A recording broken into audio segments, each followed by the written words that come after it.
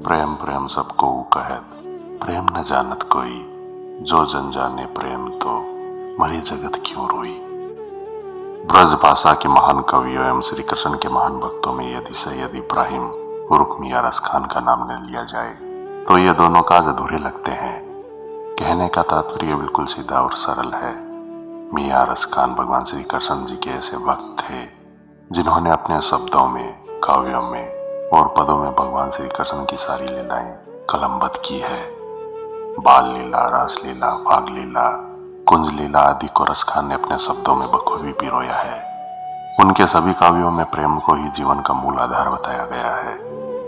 आनंद अनुभव होत नहीं बिना प्रेम जग जान, के वह विषय आनंद के ब्रह्मानंद बखान। ऐसा माना जाता है कि रस खान का जन्म सन 1533 से लेकर 1548 के बीच में हुआ था। उनका मूल नाम सैयद इब्राहिम था। इनके जन्म स्थान को लेकर विद्वानों में मतभेद है। कुछ इन्हें उत्तर प्रदेश के हरदोई जिले के पिहनी गांव का रहने वाला बताते हैं, तो कुछ इन्हें दिल्ली के आसपास का पठान मुस्लिम बताते हैं। वहीं प्रेम वाटिका में इन्होंने खुद को शाही खानदान का बताया है। जन्म से मुस्लिम धर्म में संबंध रखने वाले रस खान पर भगवान श्री कृष्ण ने ऐसा जादू किया कि वे जीवन भर के लिए श्री कृष्ण के हो गए। उन्होंने गोस्वामी श्री विठलनाथ जी से नाम दीक्षा ली और ब्रजभूमि में जा बसे।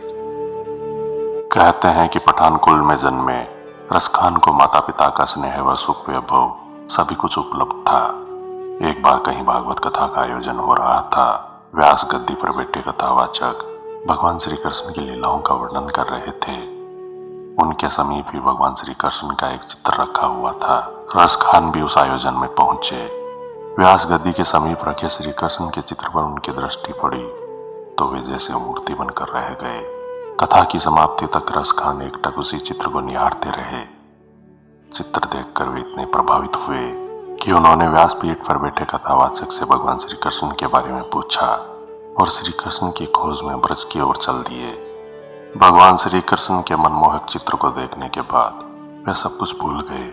उन्हें अपनी कुछ सुध ही नहीं रही, मानो श्री हरि ने ही उन पर हाथ रख दिया हो। अब रस खान जी की प्रभु से मिलने की उत्सुकता जाग गई थी। वे वृंदावन की गलियों में जोर जोर से शोर करके सभी को पूछने लगे, किसी ने मेरे प्रभु श्याम सलोनी को देखा है? आंखों से बहती हुई अश्रुधारा, नंगे पांव और भगवान श्री कृष्ण के दर्शन की ललक।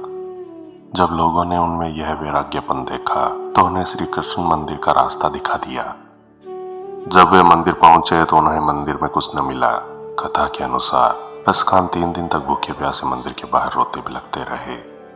जब प्रभु से उनकी यह दशा देखी नहीं गई तो उन्होंने स्वयं रस खान जी को आकर दर्शन दिए और अपने हाथों से भोजन भी करवाया। इस घटना के बाद रस की खान कहे जाने वाले महान कवि रस खान ने कृष्ण भक्ति पर ऐसे ऐसे पद, दोहे एवं काव्य लिखे कि श्री कृष्ण भक्तों में गिने जाने वाले महान कवियों में वे अमर हो गए। रस खान की भाषा पर्याप्त परिमार्जित और सरस तथा काव्योचित थी। ब्रज भाषा में जितनी उत्तमता से अपने हृदय के भाव वे व्यक्त कर सके उतना और कवियों के लिए कष्ट साध्य था। उनकी प्रमोदकृष्ट विशेषता यह थी कि उन्होंने अपने लौकिक प्रेम को भगवत प्रेम में रूपांतरित कर दिया। उन्होंने श्रीमद् भागवत ग्रंथ को ब्रज भाषा और फारसी भाषा में कलमबद्ध किया। रस खान जी की मृत्यु के बारे में कोई किसी भी ग्रंथ में पूर्णतः उल्लेख नहीं है, इसलिए उनकी मृत्यु के बारे में कोई भी कथा नहीं मिलती। अधिकतर इतिहासकारों के कहे अनुसार 45 वर्ष की आयु में रस की खान कहे जाने वाले इस महान कवि ने कृष्ण लीलाओं का वर्णन करते हुए अपना शरीर छोड़ दिया था।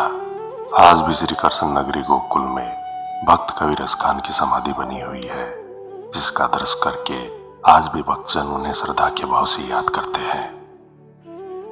दोस्तों, महान कृष्ण भक्त और कवि रस खान जी के इतिहास से जुड़ा यह वीडियो आपको कैसा लगा? कृपया लाइक एवं कमेंट जरूर करें। मैं विजय राठौड़ जल्द लौटूंगा इतिहास से जुड़े रोचक एवं रोमांचक वीडियोस लेकर। जुड़े रहें हमारे चैनल स्ट्रेंज फैक्ट्स इंडिया के साथ। धन्यवाद।